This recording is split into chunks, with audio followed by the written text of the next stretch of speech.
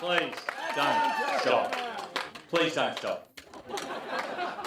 Well, what a hard act to follow, blimey. Very impressive and incredible. I feel for the team down the back there, so I'll try and be the roaming mic. We love you all. Get out of the sun, mate. Linen. It's unforgiving.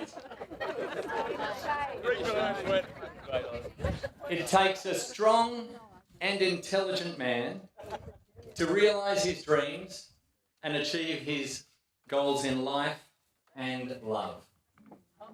A man that's not afraid to live life to the fullest and embrace what is truly important.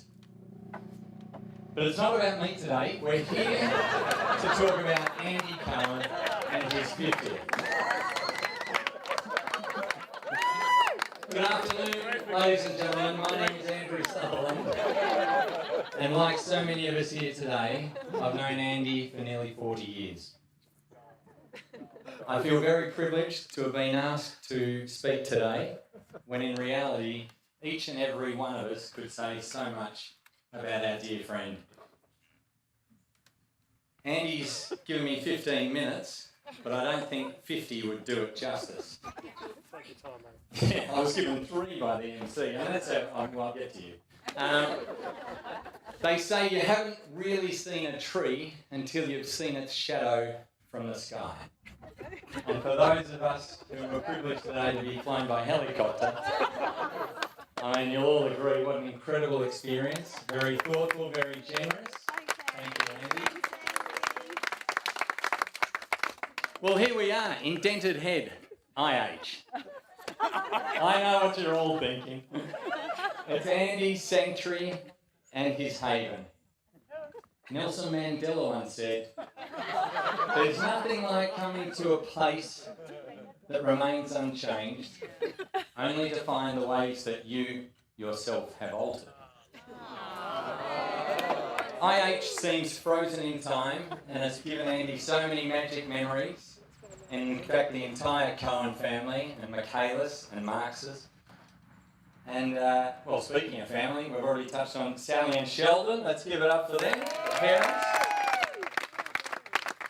And we all know, don't blame the dog, blame the trainer. He is what he is because of them.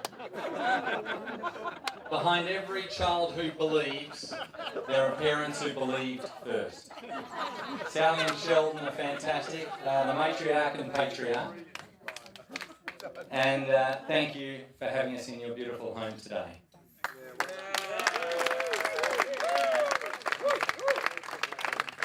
I'll just finish off as was alluded to. Sal and Shell are the biggest and most positive influences in Andy's life.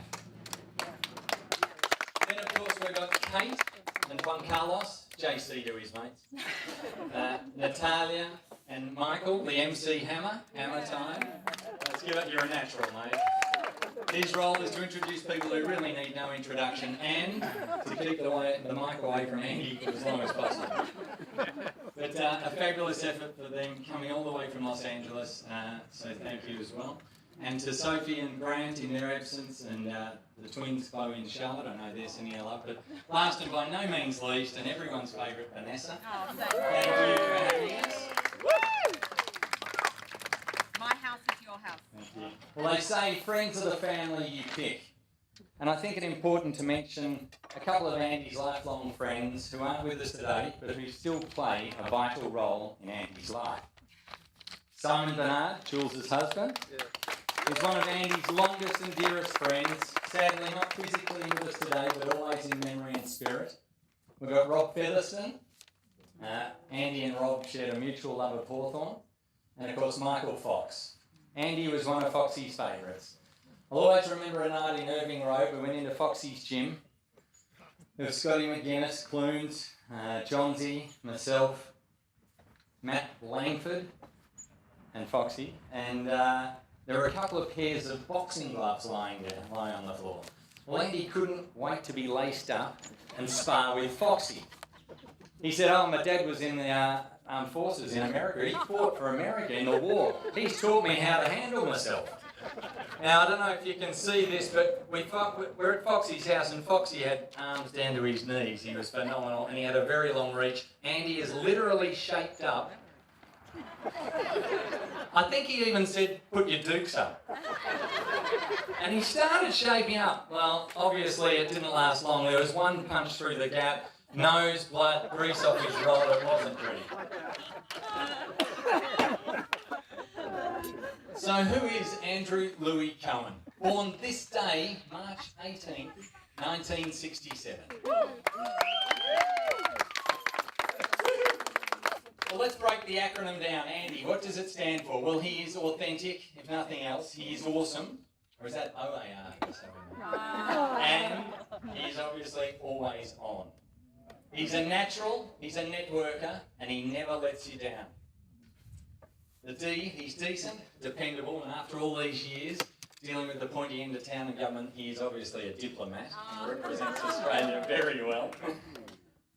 But why, some of you will be sad to learn this, and I don't want to shatter any of your myths, but Y stands for Yobbo. Not many will realise or know, Andy was arrested and had his day in court for indecent exposure as we left the MCG one afternoon. And the other part of Y, which he's very proud of, obviously, he's a Yank, thanks to Sheldon. So why are we here today? It's not to celebrate the inevitable passage of time, but something more. Everyone has birthdays, but not everyone has a friend like Andy Cohen. Andy, you've reached 50. That's a big milestone. That's 50 birthdays. That's a whole lot of living. Enough to establish the character of a man and really know who he is. To give you a snapshot of the man's character, let's wind the clock back to the 80s. Shoulder pads were in, and everyone had big hair, even Andy. In 82, he had 16 relatively good years. In 1982, we had the fourth form geography excursion, and we were racing up to Ayers Rock. We were about 35 kilometres outside, just near the Olgas, on the Lassiter Highway.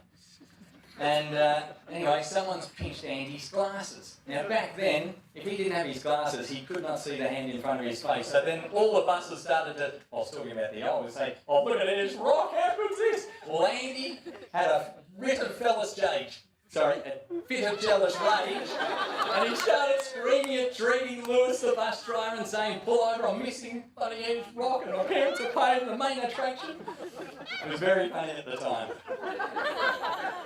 Dancing class was always a highlight for us. Every Thursday night, Matt Clooney's Ross, myself, we'd swing by 67 Barclay Street, pick up Andy, off to the Murdochs, onto the Malvern, send Clooney's in to buy our 6 BB cans, go to Mrs. Green's house, pick up Scotty McGuinness, and then we'd head to the Uniting Church to impress the chicks. Andy was like the king of Moomba. Everyone loved him and everyone knew his name. In fact, it was Andy, Emma Bloom, and Andrew Moffat who were like the RSVP.com grinder of the 80s, matchmaking everyone. It was no surprise to us when Andy, with his dexterity, his uncanny hand-eye ball coordination, and his freakish large quads, that he fell into a boat. No, I mean he literally fell into a boat. Andy used to do cross-country for Scotch, and he was running along the Yarra there, and the oars were resting on the side there. He literally tripped, stumbled, and ended up in an 8, where he remained for the next 10 years. He was a very keen athlete. Well, when I say that, he was keen on athletes. He always loved Mim, Royal South Yarra Tennis, who went on to be ranked in the WTA, Women's Tennis Association. He loved Bloomy, captain of Ats and Cats.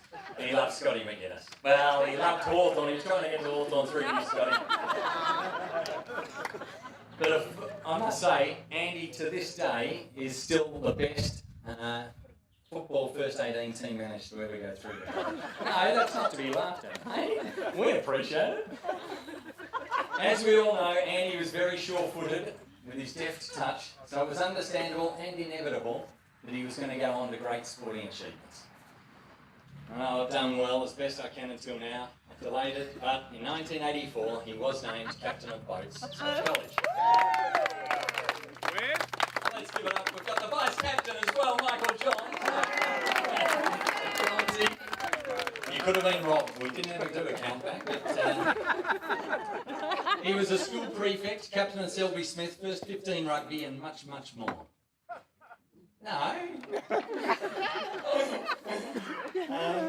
He is a scholar. In 1979, you would realise that he was Dux at Scotch College Junior School. Junior. Mate, he's competing against Fletch, Johnsy, Godwin, Mike Godwin, Peter Berry, Mike Russell. Like Fishbeck, you got on, mate. It's not an easy task. Economics was one of Andy's best subjects. He ultimately went on to Monash University and achieved his degree in economics. And it was during an HSC option exam that Steve Hawkins, dear friend who's in Toowoomba at the moment, was trying to get Andy's attention to actually look at a couple of answers. But Andy was so focused and intense on his own paper that he didn't see the signals. Well, the next thing you know, we hear this incredible whack. Then we hear a thud. Give me a thud, thud. Everyone turns around and there's Andy, prostrate on the desk, motionless. There was all sorts of confusion. Mr. Hawser had to do a report for the principal and he surmised it. Hawkins hits Cohen, Cohen hits desk, Hawser panics. We thought he'd fainted, but Hawser had got him in the mid-drift and he thought he could. The very next week, we had another economics test and Andy, well, it's his forte, and he finished very early ahead of all of us, and we still had a couple of pages of questions to go. He got up and he wanted Mr. Hawes to mark the paper in front of us. He said, just let me go to rowing early, I can then relax over the weekend knowing I did pretty well. Reluctantly, Mr. Hawser agreed and he started marking Andy's paper. No. He looked up and he said, you're down, you're well down, Cohen. True story, mate. Little exaggerated. No, mate, Ness, stop it. You've had your time. Now, coincidentally, this day, March 18th, 1985, I accompanied Andy, where we've all been, it's like a rite of passage, and accompanied him to Vic Roads in Carlton there, and he went to get his driver's license. Worst driver. No, he was a good driver. You did well. He passed the practical. And we went inside for the mandatory eye test. You're in trouble then. So we're in there and the driving instructor's asked Andy, there's a chart, we've all seen it, the eye chart on the back of the wall, at the end of the room. The letters there were C, Z, W, I, X, N, O, S, T, A, C, Z. And the driving instructor looks at Andy and he says, now can you read those letters on the bottom row of the form? Andy looks at me, then he looks at the driving instructor, he says, read them? I know the bloke, his Polish parents are friends of mine.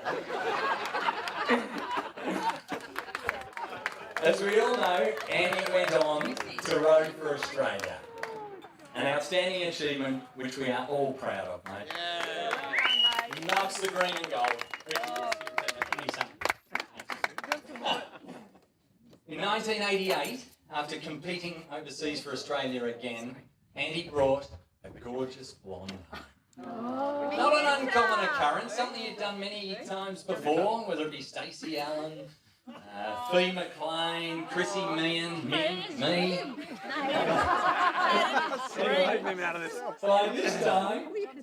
But this time, I don't know whether she knew that Andy lived with his mum and dad. I don't think whether his mum and dad knew that she was going to live with them for what, literally years? Her name is Meta Tusen. Andy once again exceeded all our expectations. This beautiful Norwegian rock star. Danish, thank you. It was unbelievable, and actually it was only some months after Meta's arrival that even Olivia Newton-John started wearing headbands. I don't know whether it's appropriate now and what you ever said to your mum and dad, but how did that shower screen door inexplicably explode? Apparently Meta was as clumsy as Andy. Anyway. Andy, talking about, move on now, and still in the 80s, into the 90s, we'd all finished university and a lot of graduates were negotiating large salaries of somewhere between 19 and 26,000. But Andy negotiated his down. But it enabled him to row at 5:30 in the morning and start work a little later and get to the office later, as well as leave a little earlier at 4:30 to be back on the river. He remained loyal and underpaid for years whilst he rowed for Australia and learned his craft of banking and finance. Finally, after many years, 4 or so years, he and Michael Johns decided to travel overseas, and Andy had his first holiday. And they went to New York, and whilst in New York, they popped into one of Richard Chapman's mates, Andrew Daddo, and he was host of MTV at that time. So they went in and saw, and on the way, as exiting the studio, you can imagine in New York, MTV, hundreds and hundreds of people. So as they're exiting, Johnsy yells out, "Don't look now, there's the Australian rock legend from Midnight Oil, Peter Garrett!" And Andy was mobbed, and he's signing autographs and in his element. He loved it. Anyway, whilst in New York, Andy thought he would go and visit the office and put a face to the voice of the guys, the people he dealt with for all the years over the phone on the trading desk. So he walks into Merrill Lynch, and from the first person, "Hey Andy, great to meet you. So sorry, mate." Second person, "Hey Andy, lovely to see you. Thanks for coming." "So sorry, mate." Gets to about the third person, Andy says, "What's everyone sorry about? Why are they apologising?" "Oh mate, didn't you hear? Merrill's Melbourne shut down." So whilst he's on his first holiday, he's got no job. So he cuts John, whilst he's in the office, this is just, incredible of Andy. He notices a job opportunity within Merrill Lynch based in Berlin. So he says to Johnsy, "Sorry mate, cut you loose. You have to finish solo." And he went and bought shirt, tie, reefer jacket to match the summer moleskins and R.M. Williams boots. Took himself to Berlin, and he sat in that reception area all day to meet with someone. Now, he would have been there, because bankers start early, so he knew that. He's there at 7, early in the morning, sitting in reception. This man comes out. "Guten Morgen, wie geht's? Gut, danke." And, I speak Stefan a little bit. A little bit of the vernacular, but he'd done a bit of Deutsch, and he knew, he could, as we know with Andy, the way he delivers it and his confidence. So this guy goes back in. The day passes, and the same man comes out, and it's bordering on evening now, and there's Andy still there, and the man says, "Wie kann ich dir helfen?" Which is, and Andy knew a bit about, wie viel Uhr ist es, time, and du bist ein hübsches Mann, you're a beautiful man. And the guy's asking, "How can I help you?" So Andy says, "Sprechen Sie English?" And they start talking English, go back into the office. It just happens, this is the managing director of Merrill Lynch. He was so impressed with Andy and his tenacity and patience and desire, drive, willingness to sit there. He gave Andy the job. Incredible. And that's a sign of your character, mate.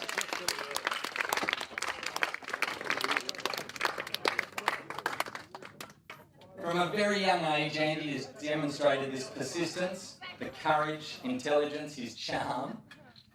He's a winner, he's loyal, loving, and of course, family and friends oriented.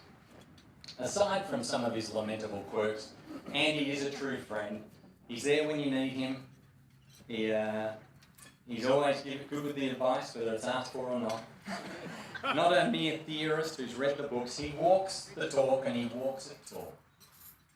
I know he's shy about his good deeds displayed in public. He's very modest.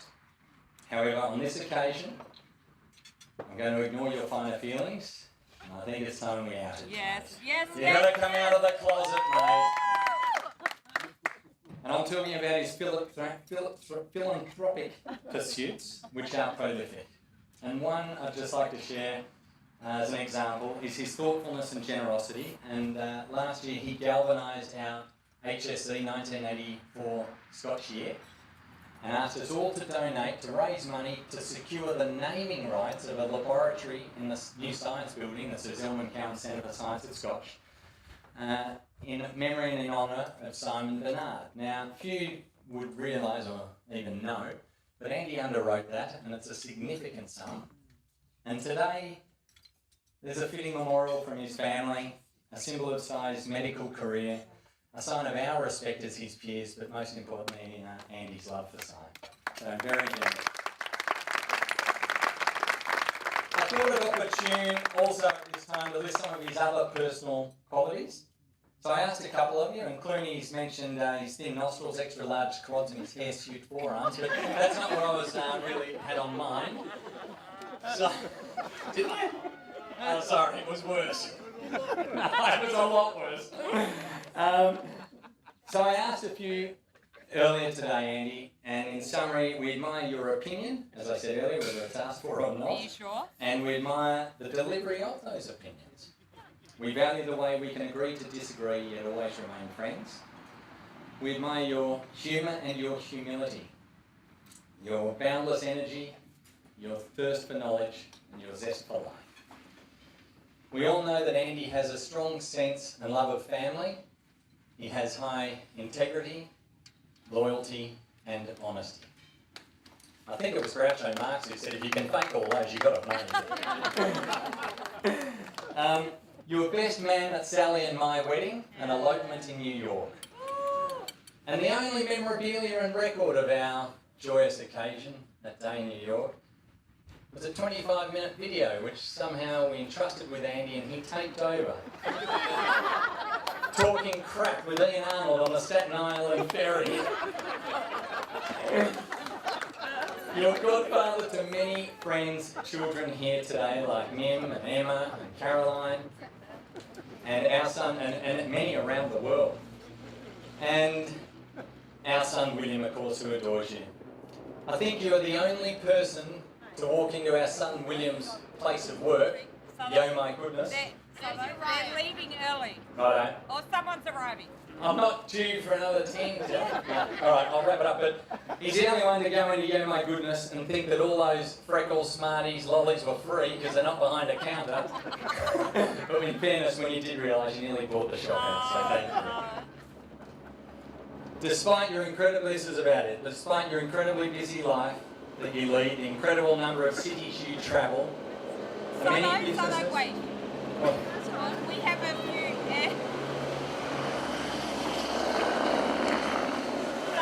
That's not planned. That's not planned. Yeah, right. Despite the 11 countries that you manage, and the incredible number of friends and family you have around the world, and I do mean around the world, you still manage to make each and every one of us feel as though we're the most important person in your life. You still call me every Friday, you call all of us on our birthdays, you still come to every AFL Grand Final whether Hawthorn's favourite or not. You still knock on Budge and Moff's door every Christmas and join the festivities. You still dress up as Santa at the Scotch Lads Chrissy gathering, which includes Rob Williams, and still take a genuine interest in all our lives and our kids' lives. You still love Emma, and you still love Mim, and you still let Emma cut your eyebrows. Now, Clooney doesn't suffer fools gladly, as we know, and he calls a spade a shovel. But I did ask him for some clarity on the banking world and what Andy actually does. And Andy said, mate, he works at the pointy end, the very pointy end of a very, very large business, and he's bloody good. Oh, beautiful. Now, Mike Bartlett, Sally and I were with Sir Rod Eddington a couple of weeks ago. He is the Australian chairman of JP Morgan. So I took the opportunity to ask Sir Rod, what do you think, how is Andy Cohen? And I quote, Sir Rod, Andy Cohen, he could run the world. I think you probably could and will.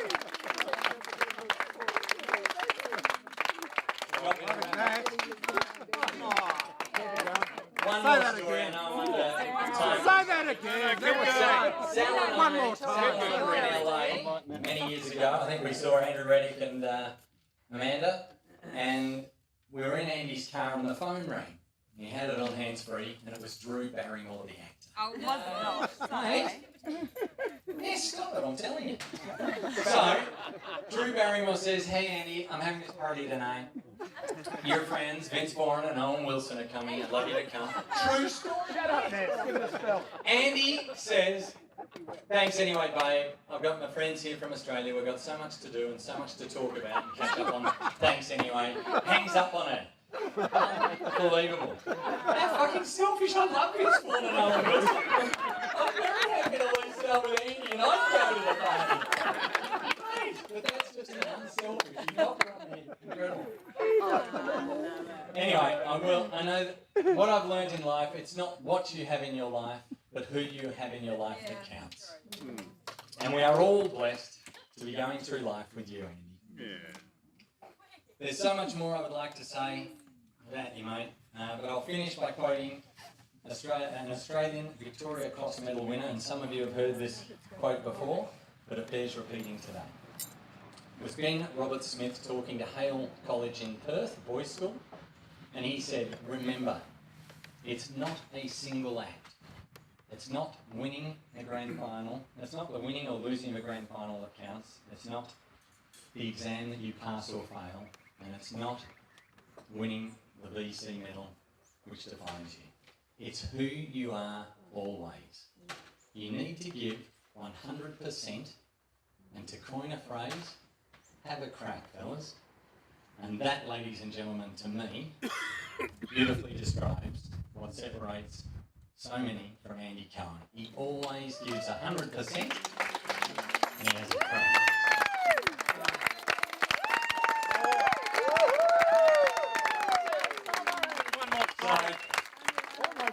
Finally, and this is the last one, to quote one of my favourite authors and someone that's had an indelible imprint in all our lives, Dr. Seuss. Andy, you are you, that's truer than true. There's no one alive who is youer than you.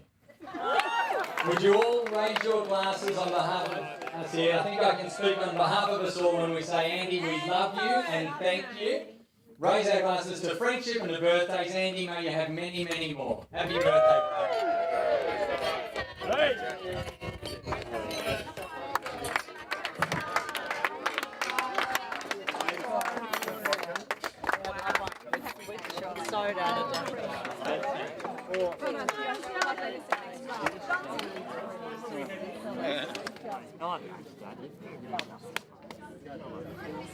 So Granny, are you next?